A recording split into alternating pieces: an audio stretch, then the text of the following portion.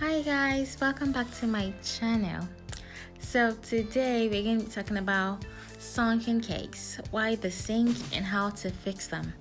And at the same time, I'm going to be showing you guys how to ganache the cake and still get really sharp edges even though they were sunken.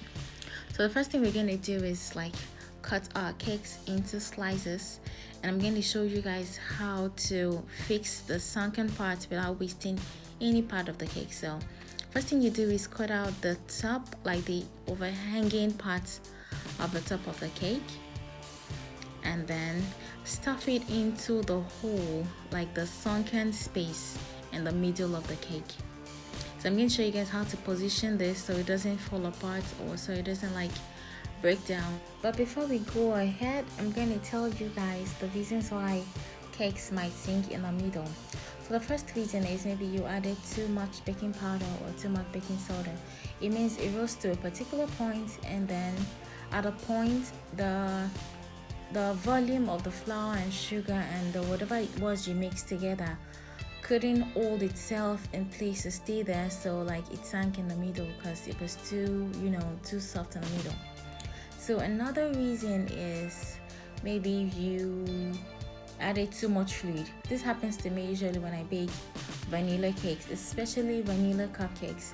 Seriously, when you make cupcakes that look like that because you added too much whatever it was you added, just throw it away because nobody wants to eat that. There is no way of fixing it, and you don't want to give anybody's child that kind of cake to eat. So in the case of cupcakes, just dump them and make new ones. So the third reason is maybe you opened the oven too early.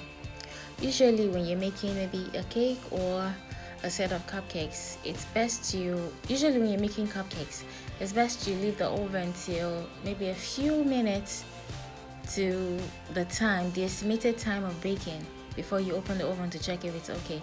The same thing with cakes. You shouldn't just open your oven at any time, because every time you open the oven, you're letting out heat from the oven, and the point is to preserve the heat because it's the heat that bakes the cake. So if you let out heat, it means when you close back the oven has to reheat. I don't know if that makes sense.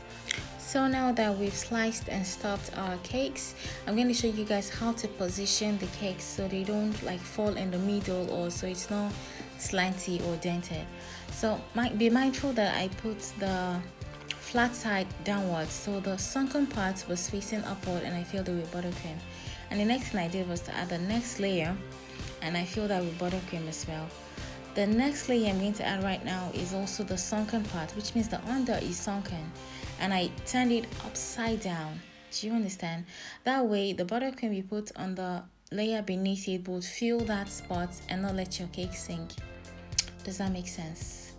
But anyways, every time you stack a cake or you put a cake together, make sure the flat surface is facing up and you fill the spaces as much as possible. So right now, look at that sunken part. Begin to fill it with buttercream. Even though we already filled it with the cake scraps that we cut from the top, we're going to fill this top with buttercream and then put the next layer on it inverted.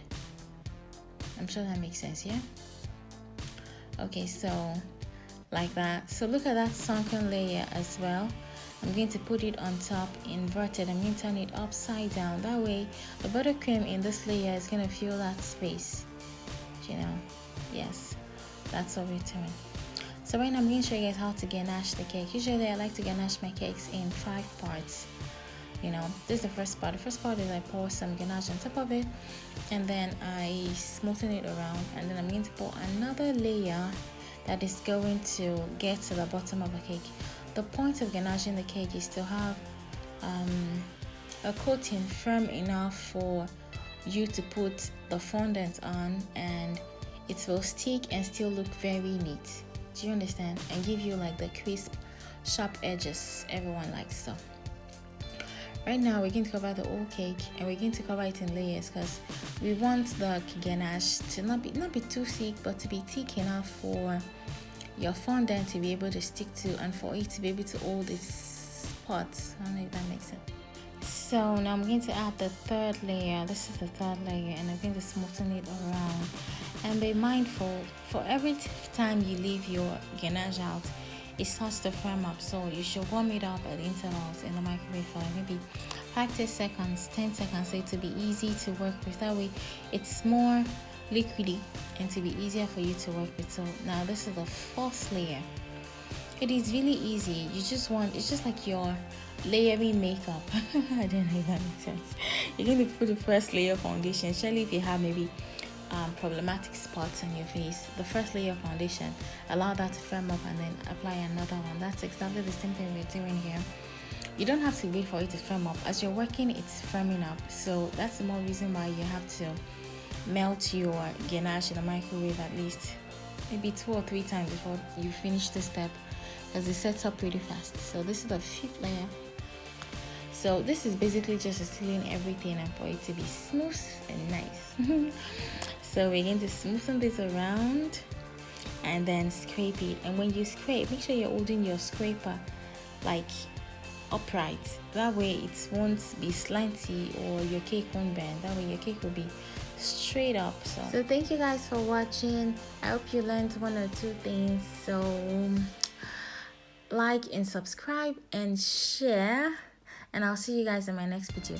Anywho's, those 2 cakes finally became this cake, this secret cake, and this forex cake. Thank you guys. See you next time.